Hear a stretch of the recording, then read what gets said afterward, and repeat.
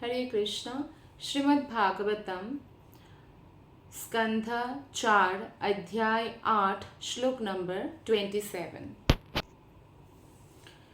नारद उवाच नाधुनाप्यावमानं ते सम्मनं वापि पुत्रका लक्षयामः कुमारस्य सक्तस्य क्रीडनादिषु। अनुवाद और तात्पर्य शिल प्रभुपाद के द्वारा। शिल प्रभुपाद की जय। महर्षि नारद ने ध्रुव से कहा, हे बालक, अभी तो तुम नन्हे बालक हो,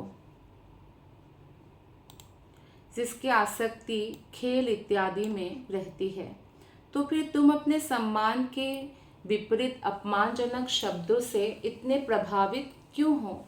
क्योंकि सिर्फ 5 वर्ष का बालक है ध्रुव महाराज, और बच्चे का मन ऐसा होता है कि इसी क्षण नाराज हो जाता है तो दूसरे ही क्षण मान जाता है। लेकिन ध्रुव मानने के लिए बिल्कुल तैयार ही नहीं थे। उन्होंने तो अपना घर भी छोड़ दिया था, क्योंकि वो उस अपमान से इतना कष्ट उठा रहे थे। तो इसलिए नारद मुनि ने ये प्रश्न किया। ध्रुव महाराज के अंदर बहुत क्षत्रिय जोश था और इतना प्रबल था कि उनको गहरा धक्का लगा था। श्लोक नंबर 28 नारद मुनि बोलते हैं, विकल्पे विद्यमानेपि नाह्य संतोष हेतवः पुंसो मोहामृते भिन्ना यल्लोके निज कर्मभिः। हे ध्रुव, यदि तुम समझते हो कि तुम्हारे आत्मसम्मान को ठेस पहुंची है, तो भी तुम्हें असंतुष्ट होने का कोई कारण नहीं है। इस प्रकार का असंतोष माया का ही अन्य लक्षण है। प्रत्येक जीवात्मा अपने पूर्व कर्मों के अनुसार नियंत्रित होता है, अतः सुख तथा दुख भोगने के लिए नाना प्रकार के जीवन होते हैं। तो यहाँ पे शास्त्रों के अनुसार नारद मुनि ने ध्रुव महाराज को समझाया कि हो सकता है तुम्हें अपने आत्मसम्मान में आघात लगा हो और कुछ अपमान किया है तुम्हारी माता ने कटु शब्द बोल के, पर तुम असंतुष्ट मत हो, क्योंकि असंतुष्ट होना का मतलब है कि हम माया के अधीन हैं। तो माया से ऊपर उठो, क्योंकि सम्मान कितना मिलेगा, अपमान कितना मिलेगा, ये पूर्व जन्मों के कर्म ही निर्धारित करते हैं। तो पूर्व जन्मों के कर्मों के अनुसार नियंत्रित होते हैं, इसलिए असंतोष मत करो, ऐसा ध्रुव महाराज से कहते हैं। तो तात्पर्य में श्रील प्रभुपाद जी ने बताया है कि यदि कोई जान ले कि जीवित आत्मा के रूप में उसका सुख और दुख से कोई लगाव नहीं है, तो मुक्त पुरुष कहा जाता है। निश्चित रूप से अभी ध्रुव सिर्फ 5 वर्ष का बालक है, तो उस अवस्था को उन्होंने प्राप्त नहीं किया। नहीं तो जो भक्त है उच्च कोटि के, तो उनको मान और अपमान स्पर्श नहीं कर सकता है, क्योंकि वो सत्वगुण में शुद्ध सत्वगुण में रहते हैं। और इवन अगर कोई सत्वगुण में भी रहे तो भी उनको इतना प्रभाव नहीं डालेगा किसी की कटु वचन, जितना एक क्षत्रियों को डालता है। क्षत्रिय रजोगुण में रहते हैं। भगवत गीता 18 अध्याय में 54 श्लोक में कहा गया है, ब्रह्मभूत प्रसन्नात्मा। जब मनुष्य वास्तव में दिव्य पद पर स्थित होता है, तो किसी भी वस्तु के लिए उनको कोई दुख या अपमान या ऐसा महसूस नहीं होता। हमेशा वो आनंद में रहते हैं, प्रसन्न रहते हैं, क्योंकि वो भगवान में उनका मन स्थित है। तो नारद मुनि ने सबसे पहले ध्रुव महाराज को यही बताना चाहा कि तुम एक बालक हो, इसलिए तुम्हें सम्मान या अपमान ऐसे बातों से भी प्रभावित नहीं होना चाहिए। तो उसे ज्ञात होना चाहिए कि पूर्व जन्मों के पाप पुण्य के हिसाब से ही सब कुछ निर्धारित है। तो इसलिए किसी भी परिस्थिति में दुखी या बहुत सुखी कोई उससे प्रभावित होने की आवश्यकता नहीं है। श्लोक नंबर 29, परितुष्येत ततस्तात तावन्मात्रेण पुरुषः दैवोपसादितं यावत् वीक्षेश्वरा गतिं बुधः। भगवान की गति बड़ी विचित्र है। बुद्धिमान मनुष्य को चाहिए कि वो इस गति को स्वीकार करे और अनुकूल या प्रतिकूल जो कुछ भी भगवान की इच्छा से सम्मुख आए उससे संतुष्ट रहे। तो ये नारद मुनि का जो कथन है ये सत्य है कि जो भी फ्लो में चल रहा है जीवन, क्योंकि पूर्व जन्म के हिसाब से निर्धारित है, हम अपना कर्तव्य पालन कर सकते हैं, इस जीवन में भक्ति करके अपना फ्यूचर बदल सकते हैं, सौभाग्य ला सकते हैं फ्यूचर में। तो इसलिए जो भी अनुकूल प्रतिकूल स्थिति है, भक्तों को उनको सहते हुए भक्ति करते रहना चाहिए। तो महर्षि नारद ने ध्रुव महाराज को शिक्षा दी कि सभी परिस्थितियों में मनुष्य को संतुष्ट रहना चाहिए और ऐसा मनुष्य एक्चुअली भगवान को प्रिय होते हैं। जैसे आपके घर में भी जैसे कोई भी है, संतान है, चाहे लाइफ पार्टनर है, अगर वो हर स्थिति में संतुष्ट रहेंगे, खुश रहेंगे, तो ऐसे एक व्यक्ति के साथ रहना या ऐसे एक बच्चों के साथ रहना बहुत आसान होता है। लेकिन हर समय में अगर कंप्लेन करेंगे, दुखी रहेंगे, तो हम भी दुखी हो जाते हैं, व्यक्ति भी, आसपास के लोग भी दुखी हो जाते हैं। तो भगवान के जितने भी अंश हैं, जीवात्माएं हैं, वो किसी ना किसी कारणवश जो बद्ध जीवन में आ गए हैं, लेकिन वो जो भी मिला है उसमें अगर संतुष्ट रह के भगवान की भक्ति करते रहते हैं तो ऐसे भक्त भगवान को अत्यंत प्रिय होता है। इस बारे में भगवान ने भगवद गीता में भी स्पष्ट उल्लेख किया है। श्लोक नंबर 30। अथ मात्रोपदिष्टेन योगिना वारुरुत्ससे यत्प्रसादं स वै पुंसं दूरराध्यो मतो मम। अब तुमने अपने माता के उपदेश से भगवान की कृपा प्राप्त करने के लिए ध्यान की योग विधि पालन करने का निश्चय किया है, किंतु मेरे विचार से ऐसी तपस्या सामान्य व्यक्ति के लिए संभव नहीं है। भगवान को प्रसन्न कर पाना अत्यंत कठिन है। कि ध्रुव, अगर तुम सोच रहे हो, एक्चुअली इस प्रकार से नारद मुनि ध्रुव की जो दृढ़ता है उसकी भी परीक्षा ले रहे थे कि वो कितना डिटरमाइंड है भगवान से मिलने के लिए। तो नारद मुनि कह रहे हैं कि देखो, अब तो तुम बालक हो और बालक होकर तुम इतना कठोर नियम पालन करोगे ध्यान का और जंगल में रहोगे, तो ये इतना आसान काम नहीं है, ये सामान्य व्यक्ति नहीं कर सकता है, भगवान को प्रसन्न कर पाना कठिन है। तो इस तरह से बोल रहे हैं। परम गुरु नारद मुनि परीक्षा ले रहे थे इस प्रकार ध्रुव महाराज का कि वो भगवान की भक्ति करने के लिए कितना कृत संकल्प है। कहीं बारिश आया, तूफान आया, शरीर को कष्ट हुआ तो भाग तो नहीं जाएंगे कि भक्ति करेंगे वो। तो शिष्य बनाने की यही विधि है। गुरु देखते हैं कि व्यक्ति जो उनके पास दीक्षा के लिए आए हैं वो कृष्ण के प्रति कितना सरेंडर्ड है, तो क्या वो जीवन भर कृष्ण के प्रति सरेंडर्ड रह पाएंगे, तो उसकी परीक्षा होती है। तो नारद मुनि ध्रुव के पास भगवान के आदेश से दीक्षा लेने के लिए आए थे, तो भी वे ध्रुव के संकल्प की परीक्षा ले रहे थे, क्योंकि भगवान ने ही आदेश दिया और ध्रुव महाराज ने केवल 6 महीने में भगवान का दर्शन प्राप्त किया। इसका अर्थ ये नहीं कि ध्रुव महाराज ने अचानक से ऐसा प्राप्त किया। ध्रुव महाराज ने कई जन्मों से भगवान की भक्ति किया है और इसी कारण से जो है अभी बस थोड़ा सा भक्ति रह गया था 6 महीने का, वो करने के बाद वो भगवान का दर्शन प्राप्त करते हैं। तो फिर भी बिल्कुल भगवान के आदेश से, क्योंकि सबके हृदय में भगवान स्वयं निवास करते हैं और नारद मुनि जैसे भक्त जो है भगवान के हर आदेश को समझते हैं भगवान की बोलने से पहले ही, तो इसलिए वो परीक्षा ले रहे थे कि वो कितना दृढ़ संकल्प है। निष्ठावान पुरुष के लिए भक्ति जो है अत्यंत सरल है, लेकिन जो निष्ठावान व्यक्ति नहीं है, कपटी है, उनके लिए भक्ति अत्यंत कठिन है। 31 श्लोका। मुनयः पादवीं यस्य निःसङ्गेनोरुजन्मभिः नाविदुर्मृगयन्तोऽपि तीव्रयोगा समाधिना।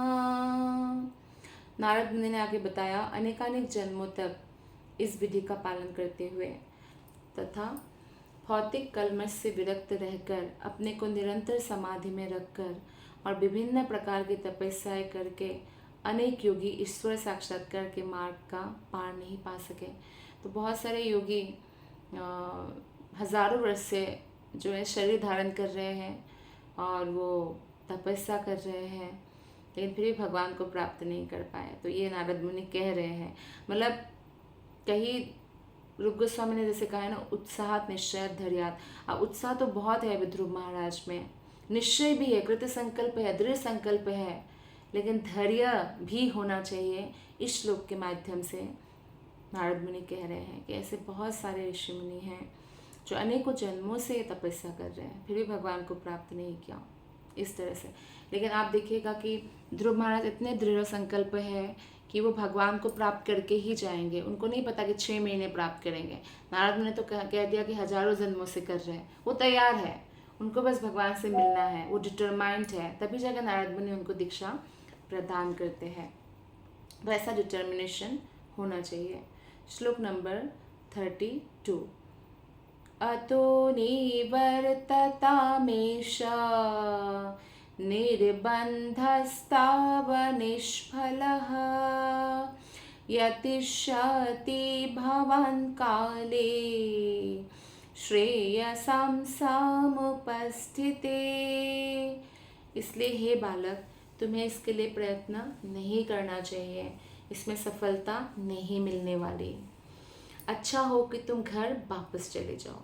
जब तुम बड़े हो जाओगे तो ईश्वर की कृपा से तुम्हें इन योग कर्मों के लिए अवसर मिलेगा, उस समय तुम ये कार्य पूरा करना। तो नारद मुनि अब ऐसे बोल रहे हैं कि नहीं, आपको सफलता नहीं मिलेगी। तो नारद मुनि देखना चाह रहे थे कि ध्रुव कैसा रिएक्ट करते हैं इसमें, क्या वो तब भी डिटरमाइंड है। तो हम देखते हैं ध्रुव महाराज तब भी डिटरमाइंड रहते हैं, बोल रहे कि तुम अभी छोटे हो, ठीक है, बड़े होके कर लेना, बड़े होके भगवान से वो कर लेना। लेकिन ध्रुव महाराज ऐसे थे, नहीं मुझे अभी चाहिए, अभी चाहिए, अभी चाहिए, ऐसा मुझे अभी ही करना है, मुझे बड़े होके नहीं करना है। तो इतना छोटा बालक और इतना डिटर्मिनेशन था ध्रुव महाराज में।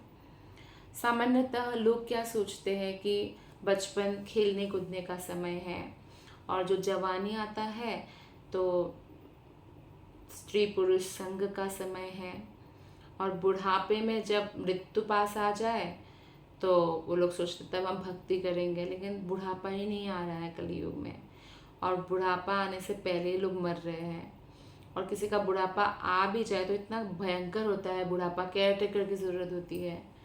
अपने आँखों से, कान से, प्रॉपर ऑर्गन्स कोई भी काम नहीं करता, बीमारी से तंग रहते, यहाँ दर्द वहाँ दर्द, वो कैसे भक्ति करेगा? मतलब कितना मुश्किल है करना। और जो जीवन भर नहीं मन लगाया भगवान में, बुढ़ापे में कैसे लग जाएगा मन? इसलिए जो बहू आने के बाद कथा में जाना शुरू करती हैं औरतें, तो अक्सर वो लोग कथा के बाद घरेलू बातें ही करते हैं, बहू की बुराई करते हैं। क्यों? क्योंकि इसी में जीवन निकल गया। तो अब अचानक से कैसे शुद्ध भक्ति कर लेंगे? तो उसमें समय लगेगा। ठीक है, जो जब भी स्टार्ट करे तब भी अच्छा है, लेकिन जिस समय स्टार्ट करने का कोशिश ध्रुव महाराज कर रहे हैं वो एकदम उपयुक्त समय है। 5 वर्ष लोगों के लिए खेलने का समय है, पर ध्रुव महाराज बहुत गंभीर है, और भक्त के ऊपर ये सब लागू नहीं होता है। नारद मुनि ध्रुव महाराज की परीक्षा लेने के लिए ऐसा उपदेश दे रहे हैं, क्योंकि सीधा आदेश यही है कि भक्ति तो किसी भी बिंदु से प्रारंभ हो सकता है, और गुरु का ये रिस्पॉन्सिबिलिटी है, दायित्व है कि वो देखे कि शिष्य किस गंभीरता से भक्ति में लगना चाहता है, और तभी उसे दीक्षित करना चाहिए। जैसे भक्ति में भी कनिष्ठ, मध्यम और उत्तम अधिकारी है, और कनिष्ठ अधिकारी का भगवान पर तो भरोसा होता है, पर बहुत कोमल श्रद्धा होती है। तो इसीलिए जब वो भक्ति करते भी हैं, भौतिक संसार के प्रति आसक्ति बना रहता है, ये कनिष्ठ अधिकारी का लक्षण है। या जब वो मंदिर जाते हैं, भागवतम में उल्लेख है 11वें स्कंद में कि भगवान की मूर्त के ऊपर तो उनको बहुत विश्वास है, लेकिन वो भक्तों के साथ झगड़ा कर सकते हैं भगवान का दर्शन करने के लिए। मतलब भक्त और सामान्य लोगों के साथ कैसे व्यवहार करना चाहिए उनको नहीं पता है। मध्यम अधिकारी ऐसा नहीं है।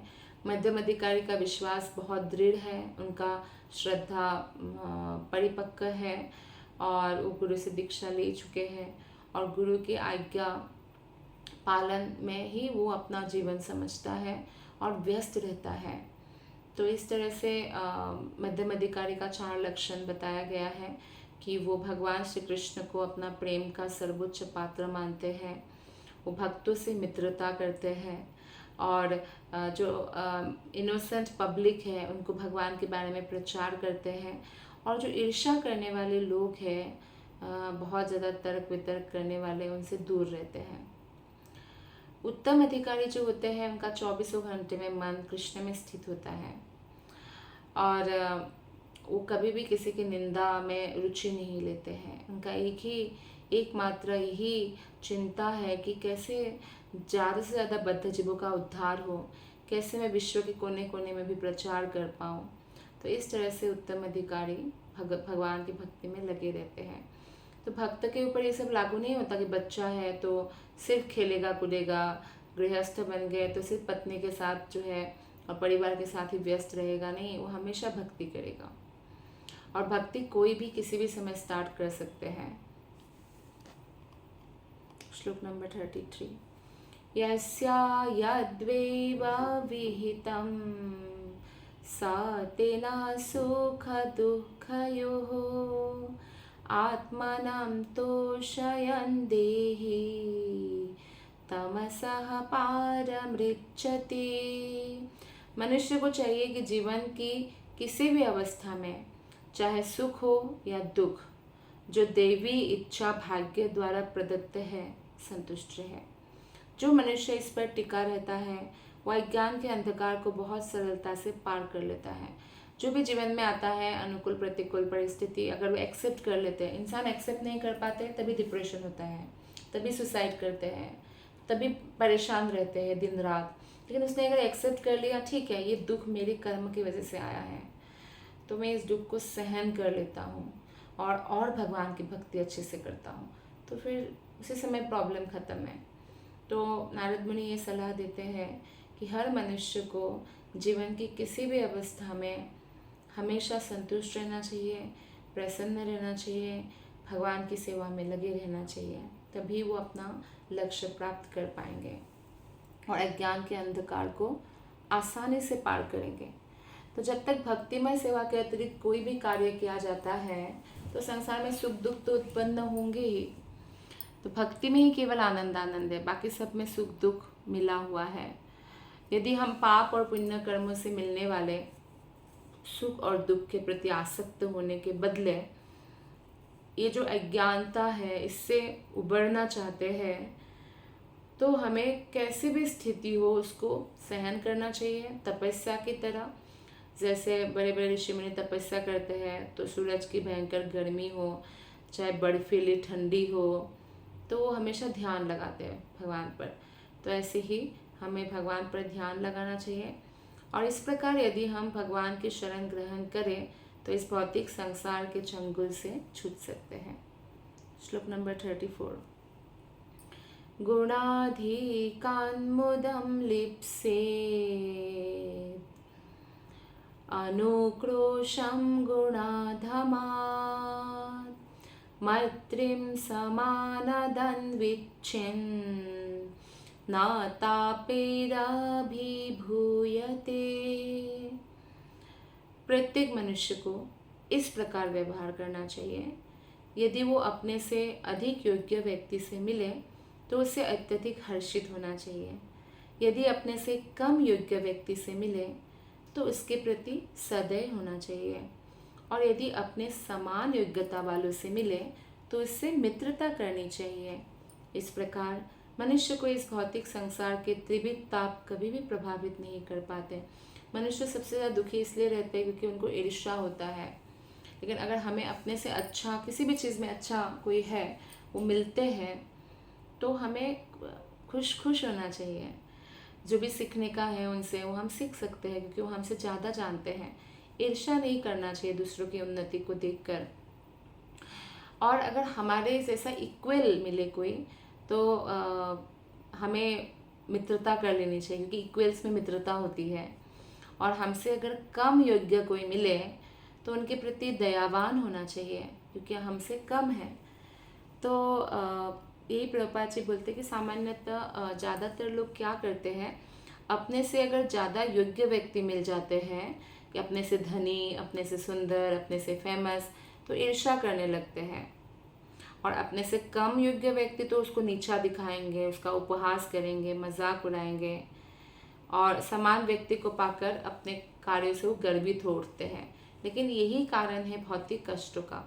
इसलिए नारद मुनि ने उपदेश दिया है कि भक्तों को संयत भाव से आचरण करना चाहिए। तो इस श्लोक में बताया गया है कि तभी हम त्रिविध जो ताप है भौतिक संसार के, उससे मुक्त हो सकते हैं। श्लोक नंबर 35।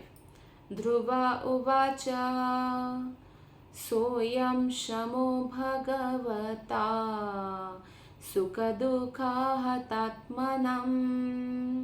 दर्शितः कृपया पुंसां दुर्दर्शोऽस्माद्विधेस्तुया।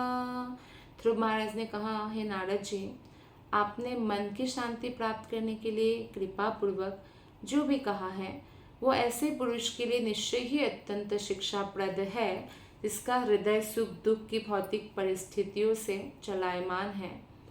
लेकिन जहाँ तक मेरा संबंध है, मैं तो अविद्या में प्रच्छन्न हूँ और इस प्रकार का दर्शन मेरे हृदय को स्पर्श नहीं कर पाता। तो जो अविद्या में रहते हैं उनका हृदय को बड़ा बड़ा फिलॉसफी नहीं स्पर्श कर सकता है। तो यही बात ध्रुव महाराज कह रहे हैं कि आपने मुझ पर कृपा करके ही ये उपदेश दिया है। आप महान ऋषि हैं, ताकि मेरे मन को आप शांत कर सके, इसके लिए मैं बहुत कृतज्ञ हूँ। लेकिन ये जो आप उपदेश दे रहे हैं वो उन लोगों के लिए शिक्षाप्रद है जो उस अवस्था को प्राप्त हो चुके हैं। लेकिन मैं तो अविद्या में हूँ, तो मैं ये बात आपका समझ ही नहीं पा रहा हूँ, मेरे हृदय को स्पर्श ही नहीं कर रहा है।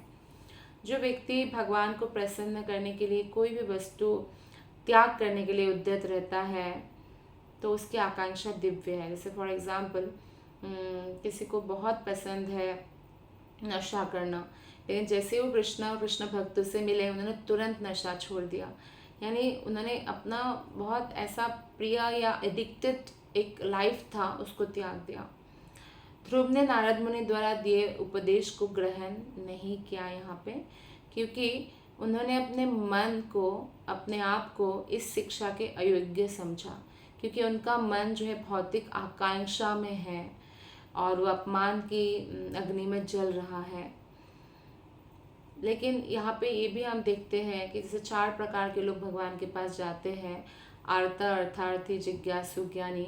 तो यहाँ पे अर्थार्थी है, ध्रुव को बड़ा राज्य चाहिए, अर्थ की कामना है। तो इससे हमें सीखने को मिलता है कि अगर किसी भक्त के हृदय में भौतिक आकांक्षा है तो ऐसा नहीं कृष्ण के पास नहीं जाना चाहिए, तब भी उन्हें कृष्ण की ही पूजा करना चाहिए। और ध्रुव के जीवन से एक अनिवार्य शिक्षा प्राप्त होती है कि उन्होंने स्पष्ट रूप से स्वीकार किया कि हृदय में भौतिक इच्छा है। जैसे हमारे हृदय में अगर भौतिक इच्छा है तो उसको स्वीकार कर लेना चाहिए, ताकि हम समझे कि अपना स्थिति कहाँ है, और भौतिक इच्छा को भी भगवान के ही चरण कमलों में रखना चाहिए, और जैसा भगवान चाहे वैसा। अच्छा, भगवान कृष्ण के पास जाने का क्या लाभ है? जैसे कोई देवता के पास जाते हैं, विधि विधान से पूजा करते हैं, क्योंकि उस विधि विधान से उन्होंने पूजा किया है, जो भी वो मांगता है देवता उनको देते हैं। अब देवता ये नहीं देखते हैं कि उनके लिए अच्छा है या बुरा है, फ्यूचर में क्या वो बद्ध जीवन में और बंधन में पड़ जाएगा, ये नहीं देखने का उनका वो कार्य नहीं है। जैसे एक एग्जाम्पल देती हूँ कि एक पुत्र है, वो आइसक्रीम खाना चाहता है, लेकिन उसका गला खराब हो चुका है, ऑलरेडी बुखार आ रहा है, तो फिर भी वो आइसक्रीम खाना चाहता है। तो पिता को बोलते हैं कि मैं आइसक्रीम खाना चाहता हूँ, मुझे आप 100 रुपीज़ दीजिए। तो पिता ने बोला कि तुम ठीक हो जाओ, मैं खुद ला के दूंगा, आज तो नहीं खा सकते। नहीं, फिर भी वो रोता है, चिल्लाता है, तो पिता उनको एक थप्पड़ भी मार सकते हैं, रोकने के लिए, प्रोटेक्ट करने के लिए, क्योंकि उसका तबीयत और बिगड़ जाएगी, उसी को कष्ट होगा, उसका कष्ट देख के पिता को भी कष्ट होगा।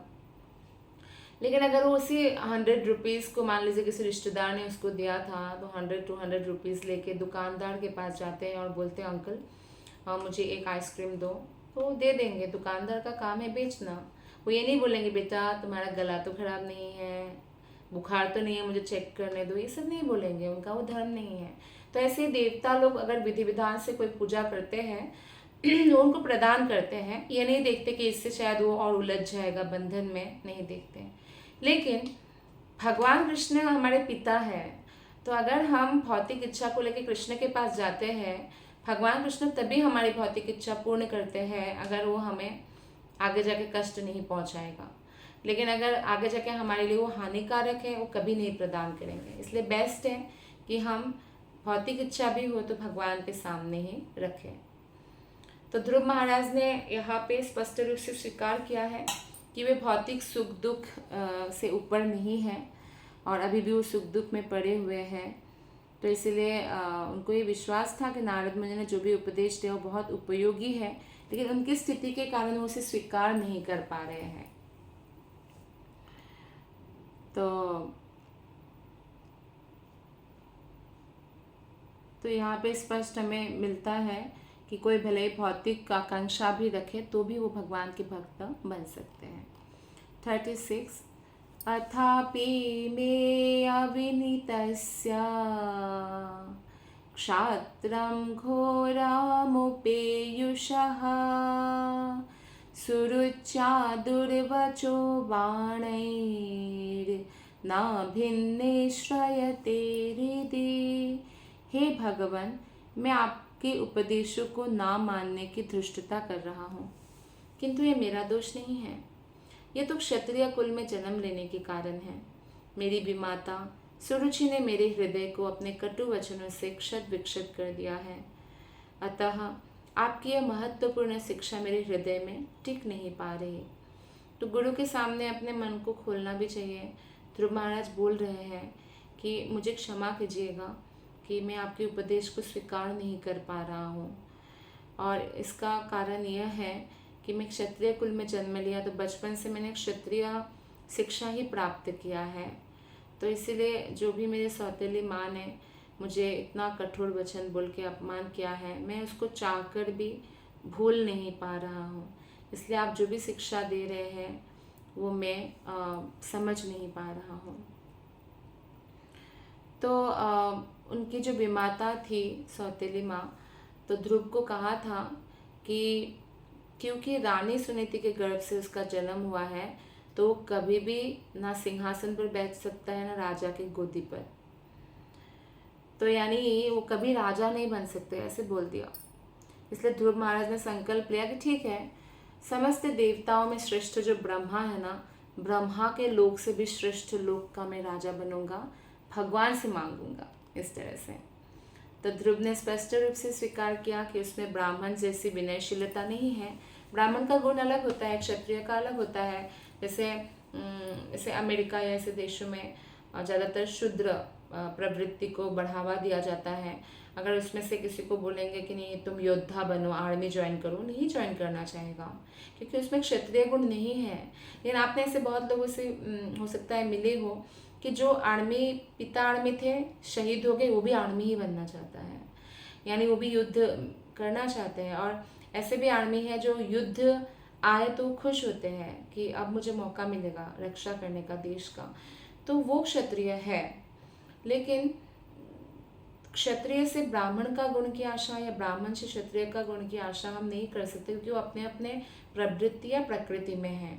तो इसीलिए तो अर्जुन को कृष्ण ने कहा कि तुम ब्राह्मण की तरह भिक्षाटन करके जीवन नहीं पालन कर सकते। ये बात अलग है कि तुम लोग वनवास में थे तो ऐसा किया, अभी नहीं कर सकते हो क्योंकि तुम्हारा वो वृत्ति नहीं है, वृत्ति के कारण तुम फिर से युद्ध करोगे। तो इसलिए ध्रुव महाराज ने स्पष्ट कहा कि मेरे अंदर ब्राह्मण जैसा विनयशीलता नहीं है कि मैं शास्त्रों की बातों को तुरंत ही स्वीकार कर पाऊँ, क्योंकि मैं अपमान से जर्जरित हूँ। तो अपमान को दूर करने का कुछ मुझे तरीका चाहिए। ध्रुव महाराज के कथन से सूचित होता है कि जब तक बालक को उसकी प्रवृत्ति के अनुसार शिक्षा नहीं दिया जाता है तो वो उस प्रवृत्ति को विकसित नहीं कर सकते। श्रील प्रभुपाद ने पूरे विश्व में बहुत सारे शूद्र जो गोमांस भी खाते थे, नशा करते थे, उनको भी शुद्ध भक्त बना दिया, क्योंकि उन्होंने शिक्षित किया। तो शिक्षा प्रदान करना बहुत ज़रूरत है, और बालक को अगर शिक्षा प्रदान करना है तो उनका पहले क्या मनोवैज्ञानिक उनका क्या स्थिति है वो देखना होगा, अन्यथा वो नहीं सुनने वाले हैं। और ध्रुव महाराज तो क्षत्रिय के पुत्र थे, उनको क्षत्रिय बनने का ही जो है हमेशा ट्रेनिंग मिली है, तो अचानक वो बदल नहीं सकता है।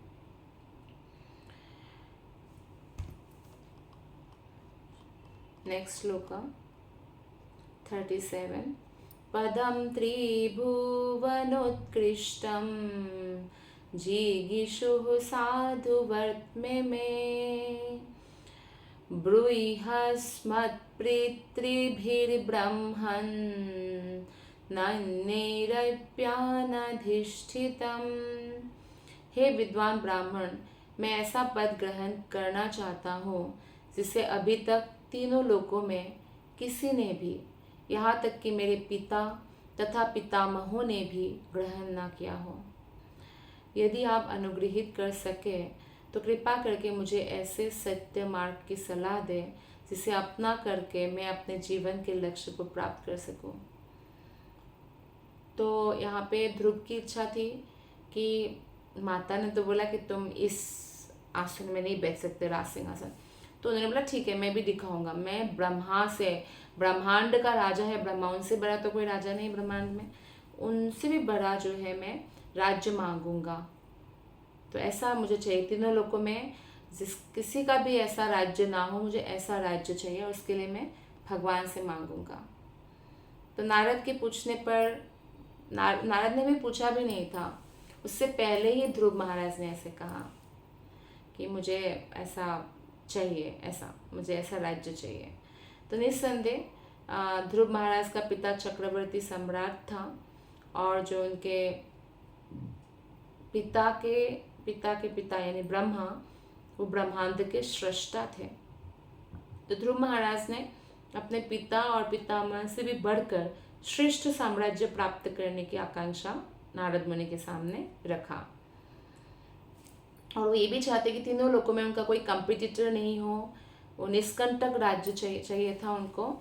और ध्रुव महाराज ब्रह्मा से भी एक्चुअली श्रेष्ठ पद की चाह कर रहे थे। जनरली ब्रह्मा से बड़ा पद नहीं है इस भौतिक संसार में, तो यह प्रैक्टिकली बहुत इम्पॉसिबल बात थी, लेकिन भगवान के सामने कुछ भी इम्पॉसिबल नहीं है। भगवान को प्रसन्न करके भक्त असंभव को भी संभव बना सकते हैं। तो यहाँ पर जो एक विशेष बात की गई है कि ध्रुव महाराज उच्च पद ग्रहण करना चाह रहे थे, लेकिन जैसे आजकल क्या है, कलयुग में वो लोग बहुत अमीर बनना चाहते हैं लेकिन शॉर्टकट से। ऐसे लोग बहुत हैं कि किसी तरह शॉर्टकट से बन जाओ, पैसे आ जाए खूब, सब मेरा रेस्पेक्ट करेंगे और हो सकता है वो गलत तरीके से धन कमा भी रहे हो। लेकिन ध्रुव महाराज ऐसा नहीं चाहते थे। ध्रुव महाराज सबसे उच्च पद तो चाहते थे, पर छल से नहीं, सच्चे साधनों से, तपस्या से, वो मेहनत करेंगे कड़ी, उसके बाद उनको चाहिए। तो इससे सूचित होता है कि यदि कृष्णा उन्हें ऐसा पद दे दे जो उनको चाहिए तो उसे स्वीकार कर लेंगे। तो ये भक्त का स्वभाव होता है, मतलब भगवान देंगे तो स्वीकार करेंगे, नहीं देंगे तो कोई बात नहीं।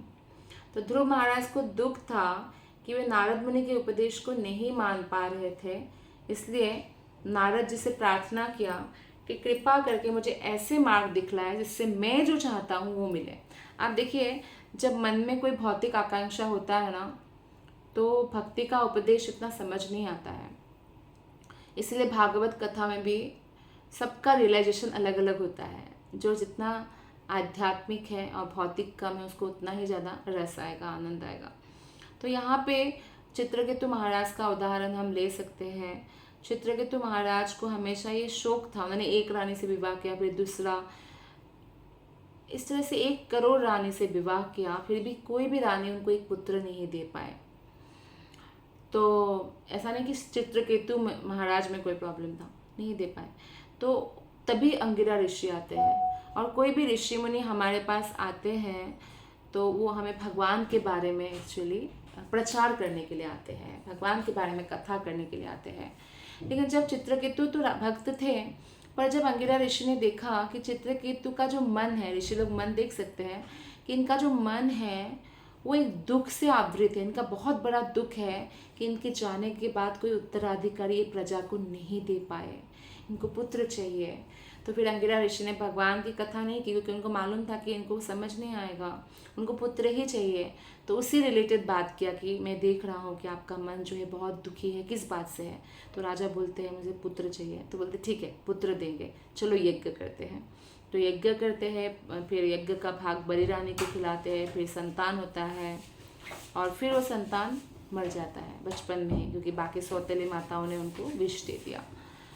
तब जाके जो है जो झटका लगता है। और उसके बाद जब नारद मुनि आते हैं, और नारद मुनि अंगिरा ऋषि आते हैं और नारद मुनि उनको जीवित कर देते हैं संतान को फिर संतान जब पूछते हैं कौन से जन्म के माता पिता, तब जो है चित्रकेतु को फिर से स्मरण आता है कि वह आत्मा की गति है, और फिर वो सारे रानियों के साथ भक्ति करने के लिए चले जाते हैं। तो कहने का मतलब है कि जब हमारा मन में भौतिक कोई आकांक्षा हो, तीव्र आकांक्षा हो, तब ये सब जो बातें हैं जो नारद मुनि ध्रुव महाराज से कह रहे थे, वो समझ पाना अत्यंत कठिन होता है। श्लोक नंबर 38।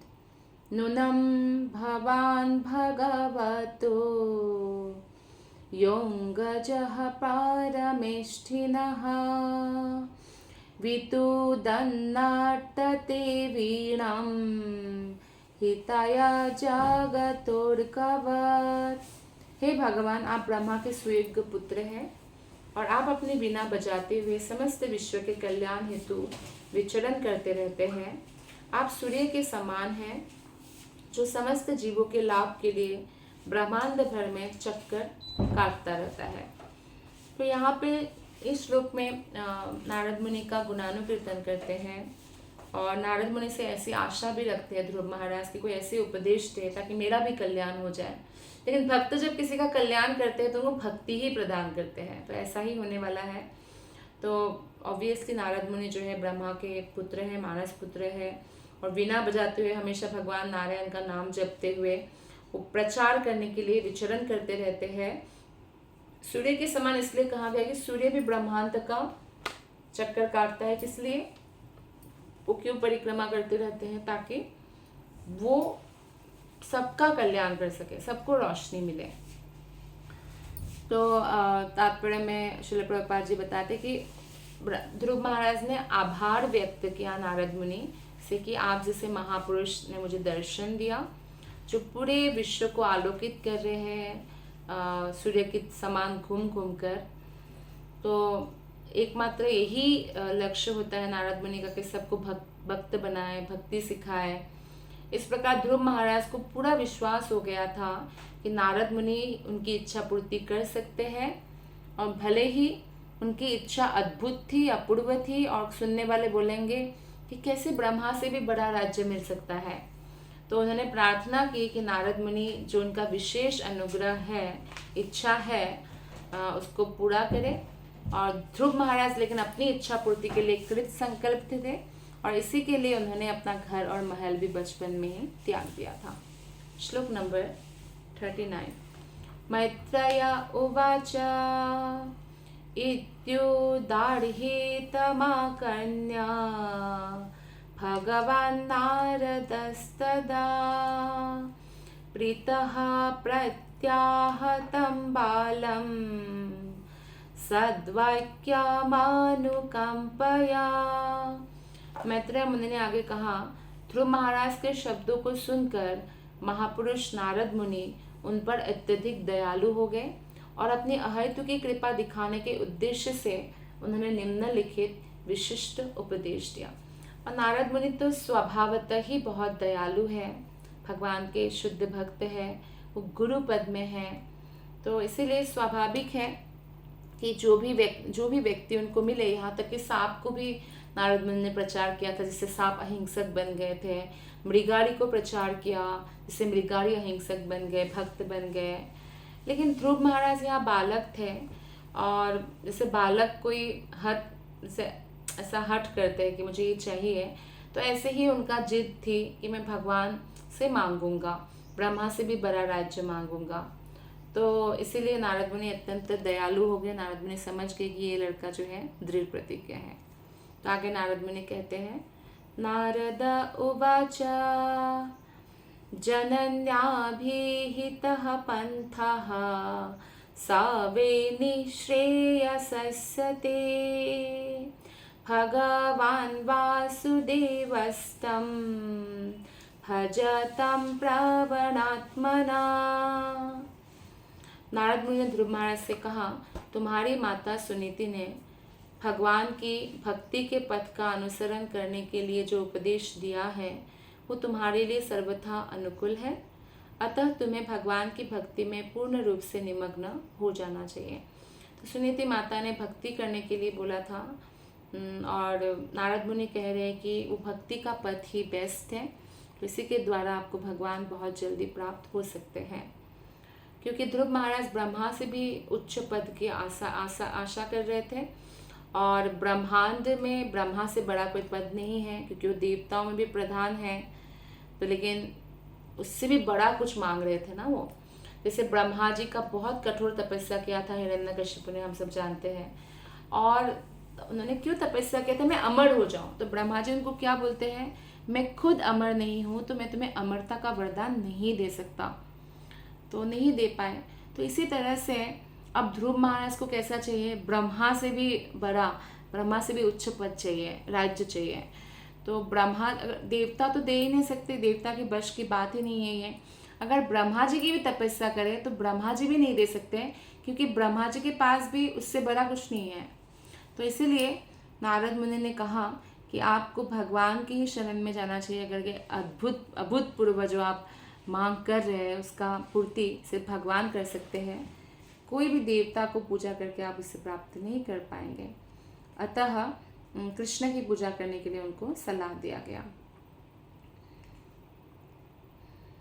ये वे जो नारद मुनि है ध्रुव महाराज से परम प्रसन्न थे और नारद मुनि को भगवान ये वर्ड यूज़ किया गया है, क्योंकि नारद मुनि भगवान के शुद्ध भक्त है और बहुत पावरफुल है।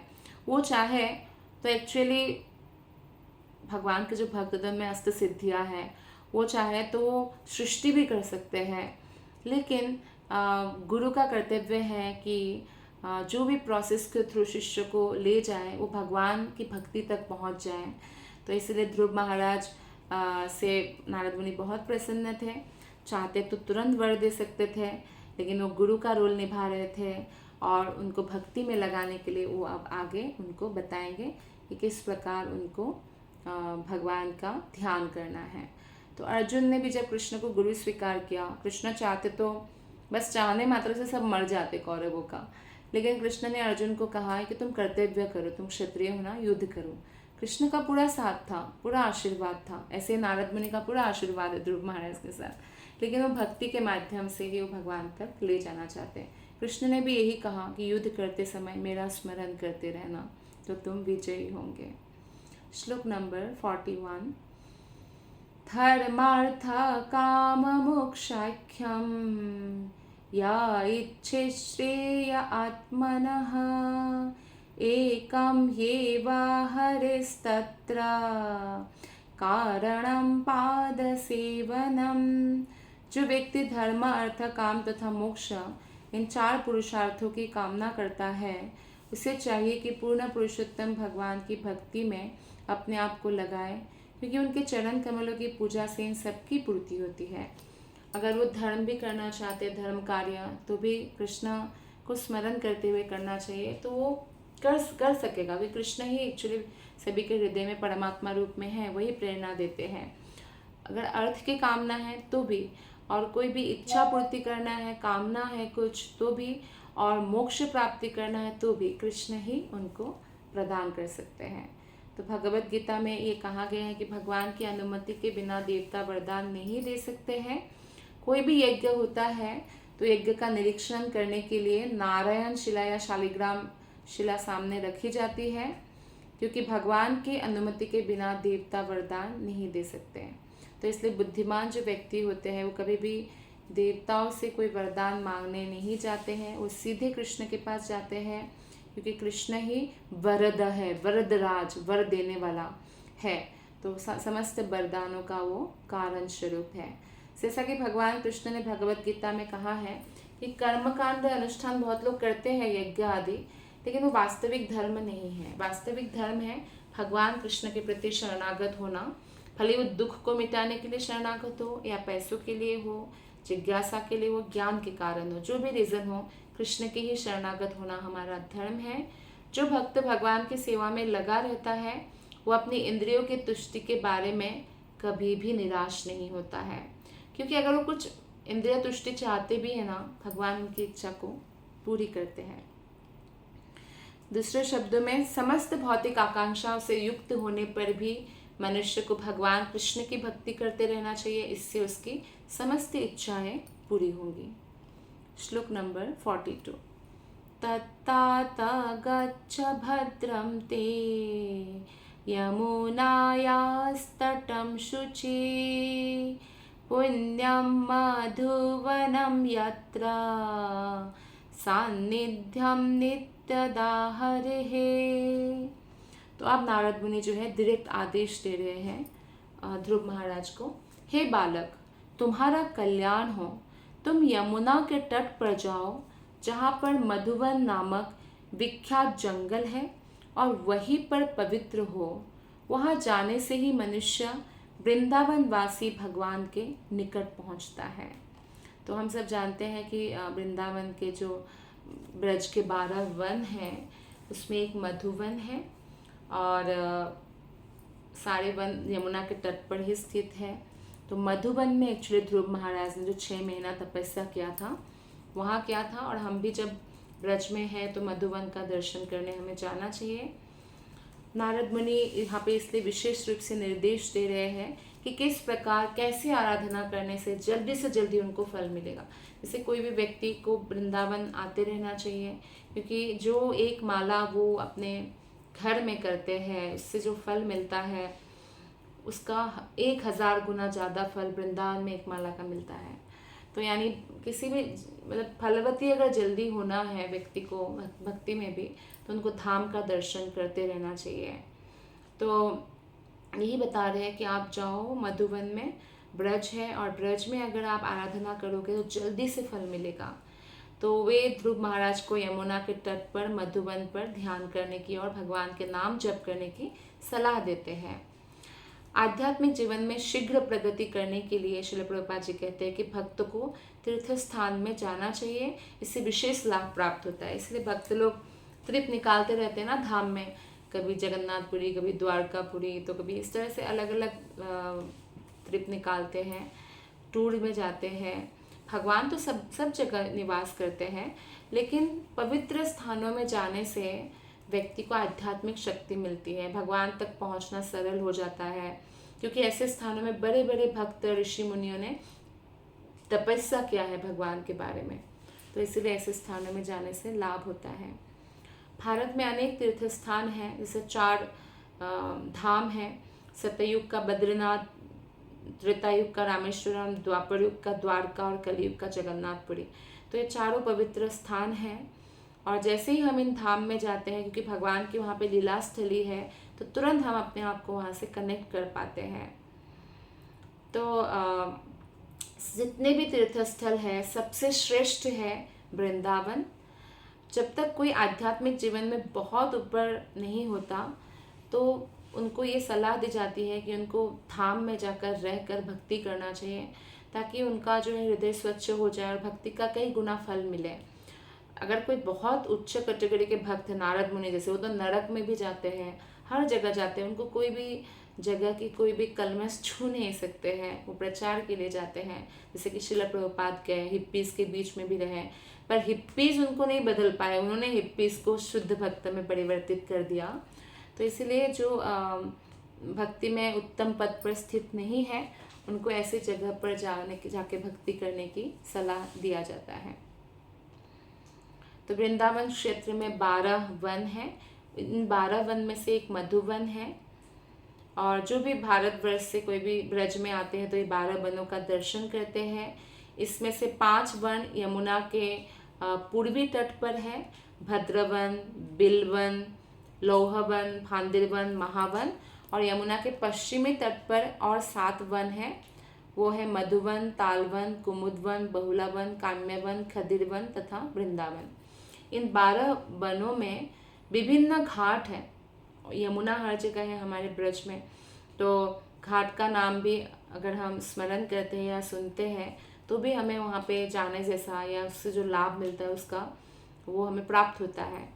अभिमुक्त, अधिरूढ़, गुह्य तीर्थ, प्रयाग तीर्थ, कनखल, तिंदुक तीर्थ, सूर्य तीर्थ, वटस्वामी, ध्रुव घाट, जहाँ अनेक फल तथा पुष्प है।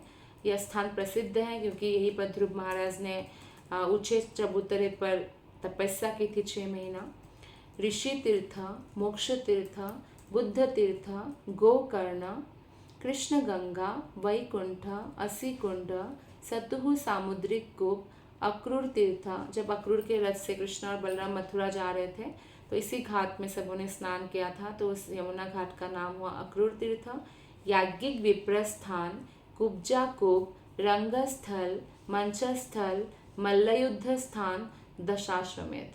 तो ये सारे घाट का नाम है और जब भी मौका मिले तो व्यक्तियों को इन सारे भगवान की लीला स्थलियों का दर्शन करना चाहिए।